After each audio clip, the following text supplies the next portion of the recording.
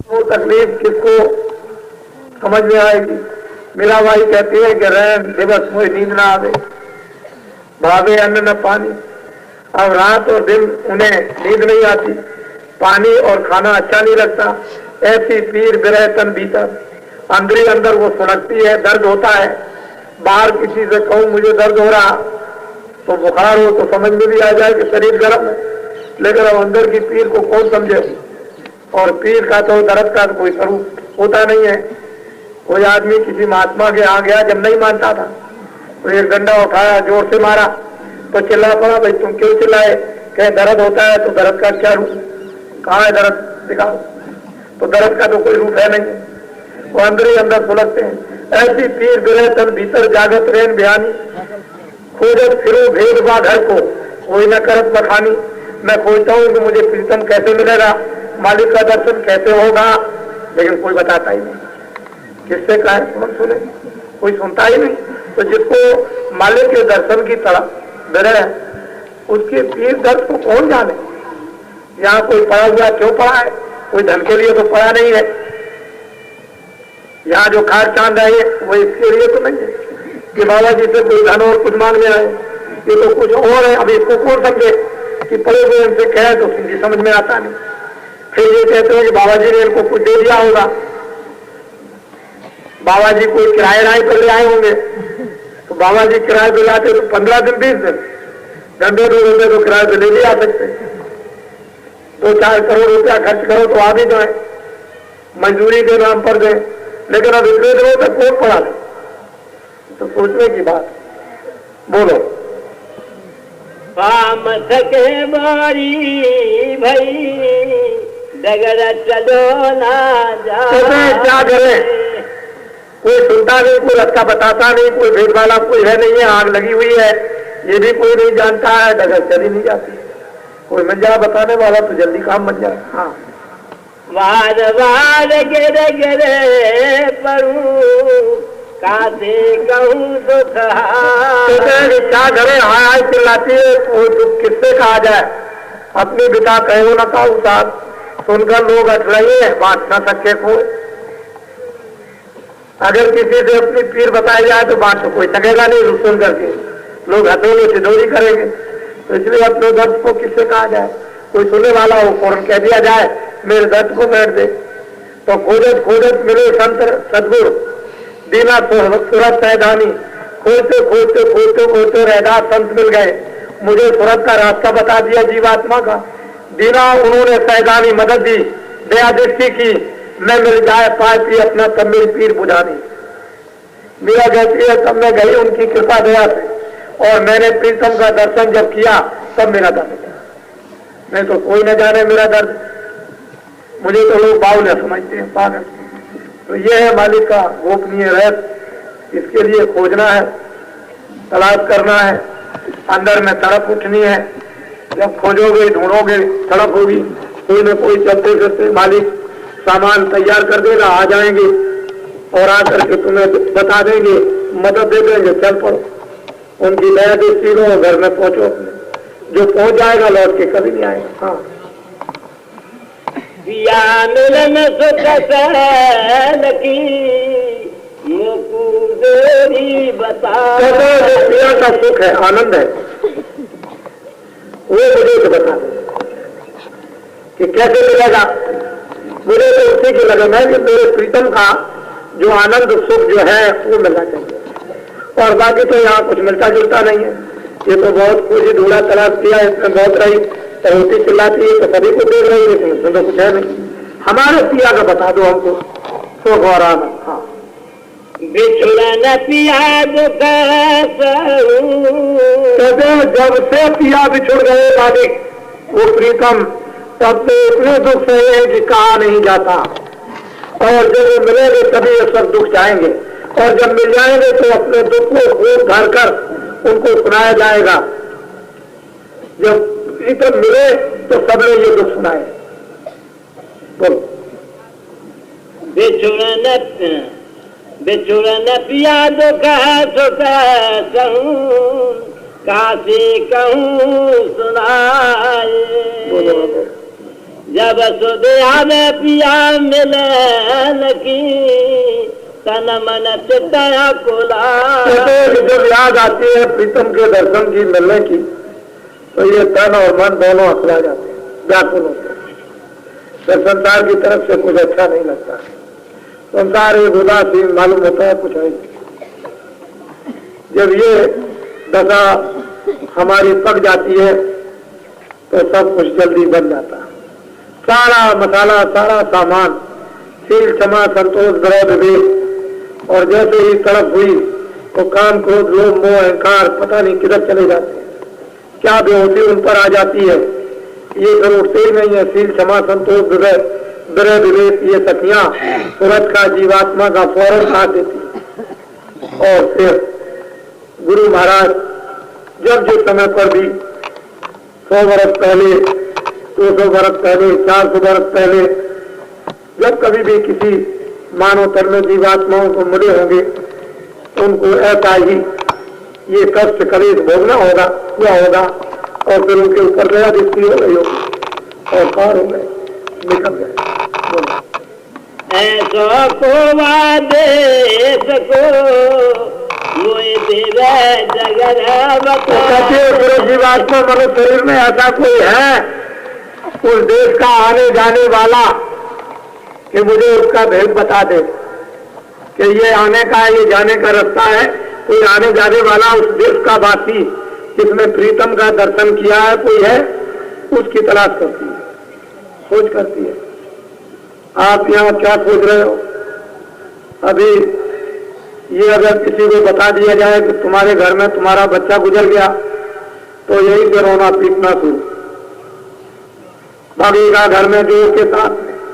अरे भाई ये भी होगा कि भाई मालिक ने ना हम कुछ लेकर आए थे, ना नाम लेकर, ना जाति लेकर, ना पहचान लेकर, ना सुनना लेकर, ना बोलना, और ना कुछ ज्ञान लेकर आए। हम न स्त्री लेकर आए, ना बच्चे, ना पति लेकर आए, लेकिन चला गया तो तुमने कभी ये सोचा है जिसने दिया हो ले क्या? लेकिन वो कुछ नहीं, एकदम गिर पड़ेंगे, मूर्छा आ जाएगी, चिल्ला पड़ेंगे और भाग पड़ेंगे वही राजा जनक की तरफ से। उनका तो महल जल रहा, महात्मा जी से ज्ञान गोष्ठी हो रही, सिपाही खबर दे रहे कि चारों तरफ शहर की आग लग गई। वो अपनी ज्ञान गोष्ठी में लगे, कहने शहर में आग आ गई। ज्ञान गोष्ठी में लगे, कितने मकान जल गए। अरे सरकार आप ज्ञान गोष्ठी में लगे, महल जलने जा रहा। उसके बाद में महल में आग लग गई। महात्मा जी को याद आ गई कि दरवाजे में कमंडल छोड़ आया, मेरा कमंडल जलने वाला है। तो महाराज में अभी आता और भाई तुम बैठे रहो, मेरा राज और मेरा महल ये सब जलने जा रहा, तुमको अपने कमंडल की पड़ी है। तुम्हारा तो खाली कमंडल जलेगा, मेरा सारा महल जलने जा रहा, तुम बैठे तो ये रहो। तो असली बात यह है कि हम लोग ये बात अगर समझ लें कि मालिक ने ये चीजें दी, अगर वो ले जाए तो ये कहेंगे भाई उसकी मर्जी, उसकी इच्छा। रोना पीटना क्या है? उसने दिया दे, इसको कहते हैं ज्ञान। जिसने दिया उसने, हमने उसकी सेवा की, उसने मेरी सेवा की। जब समय आ गया तो ले गया अपनी चीज ले गया। शरीर तो नाथमान था, तो तुम किसके लिए रोते हो? जीवात्मा के लिए तो रोते हो, शरीर के लिए तो शरीर ये पाओ, चाहे इसको घर में ले जाओ तो इसको जला देखेगा। अरे भाई जब ग्रह आती है, जब तन तड़पता है, आग लगती है, तो जिंदाई में क्यों नहीं इसको मुर्दा कर देते हो? तो जल्दी प्रीतम मिल जाए। अगर जिंदा में इसको मुर्दा बना दो तो फिर क्या देर लगती है? वो तो कहते हैं भाई है कोई ऐसा आने जाने वाला जो मुझे बता दे, तो बन जाएगा सामान, वो आ जाएंगे, मिल जाएंगे और फिर बता देंगे और जिंदगी में काम बन जाएगा, तो जिंदगी में मुर्दा हो जाए। जीवन मृतक हो रहो तदो कलक की आस, समरा सदगो रक्षक मत पावे तो जीते मर जाओ, संसार की आस को दे दो, समरस गुरु रक्षक है, कभी दास को तकलीफ नहीं।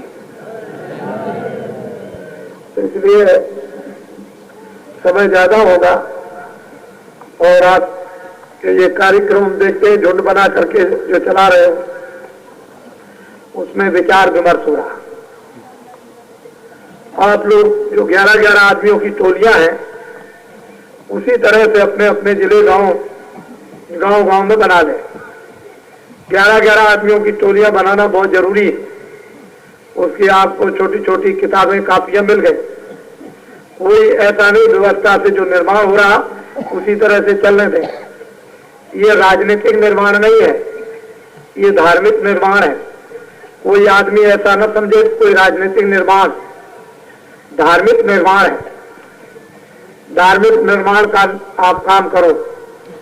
वो धार्मिक निर्माण सत्य का, धार्मिक निर्माण सेवा का, धार्मिक निर्माण प्रेम का, धार्मिक निर्माण एक दूसरे के आदर सत्कार का, जरूरतमंद एक दूसरे के काम का, ऐसे आप निर्माण की व्यवस्था आपको करनी। धोखेधड़ी, बेईमानी, लूट और पाट की, गाली गलौज की नहीं, कोई स्वार्थ सिद्धि की नहीं है। ये तो इसके हमेशा आप इसको ध्यान में रखें। कोई भी आदमी ऐसा ना सोच बैठे कि जैसे कि वो निर्माण हो रहा, जैसे लोगों ने अभी आपके सामने एक निर्माण का नक्शा दिखा दिया। उन्होंने कहा कि नहीं देखो ये प्रजातंत्र है। उसके बाद में अभी इमरजेंसी लग गई। उसके बाद में फिर 5 साल से 6 साल बढ़ गए। उसके बाद में अभी और कुछ हो गया।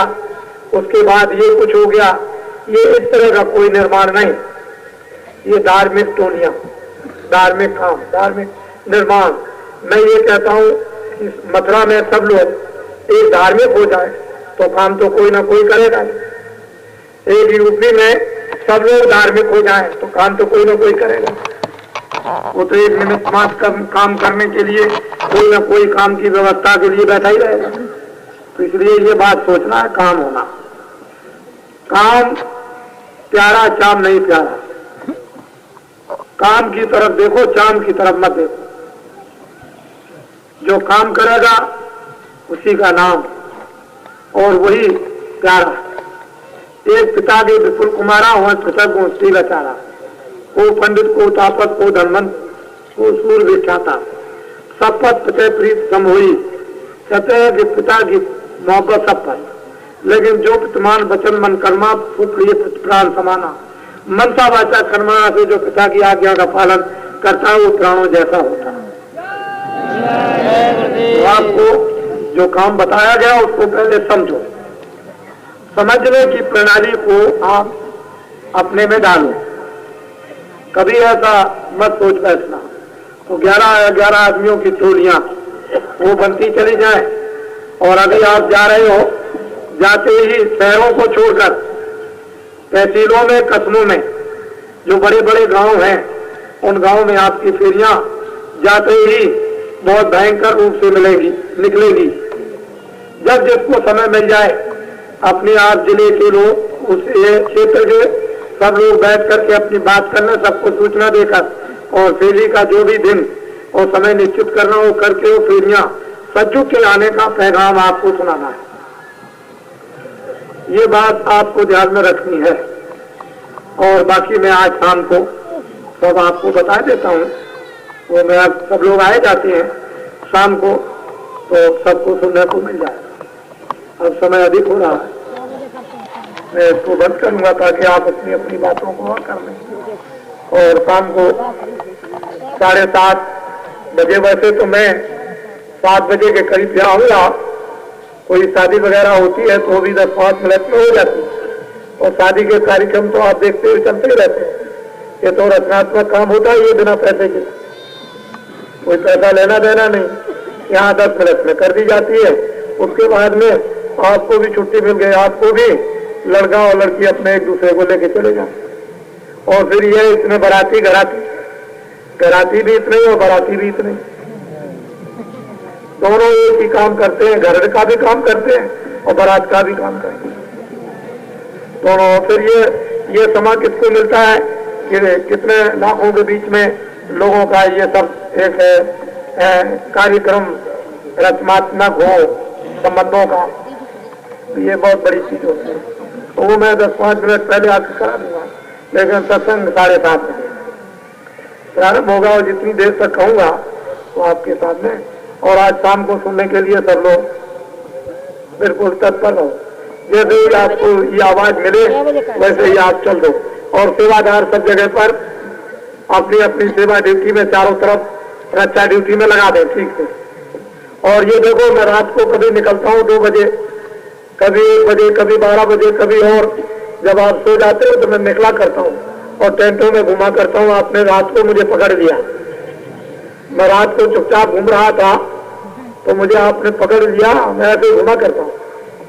तो ये आपकी ड्यूटी पूरी होनी चाहिए, आप कभी बदहोश मत हो। जिस तरह से काशी में आपने अपनी ड्यूटी दी है वैसे ही आपकी ड्यूटी होनी चाहिए। और ये दुकान वगैरह है, इन सबको चारों तरफ देखना भालना, चारों तरफ, और ये सब चैन जिसमें सब लोग रहते हैं, सबकी निगरानी अच्छी तरह से रखो। सब आए हैं सब वैसे ही प्रेम से चले जाए। इसलिए ये तो वो लोग सब अभी से तैयार हो जाएंगे। वो ऐसा ना समझे कि मैं ड्यूटी पर रहूंगा तो बैठने वालों को थोड़ी ज्यादा मिल जाएगा, मुझे कम, ड्यूटी वालों को और ज्यादा मिलेगा। हाँ, ये तो बात होती है, जो सेवा करते हैं उनको ज्यादा मिलता है और जो सेवा नहीं करते उनको कम मिलता है। ये बात हुआ करती है, लेकिन ये है कि भेदभाव वाली बात नहीं बरती जाती। जय गुरुदेव।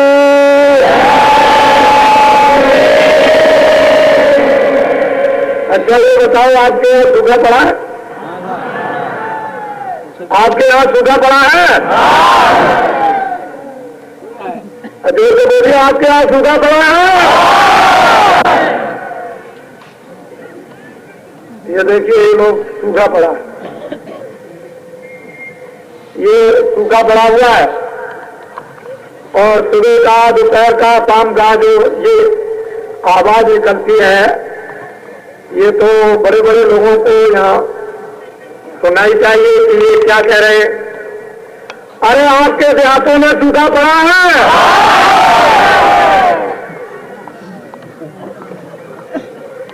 जय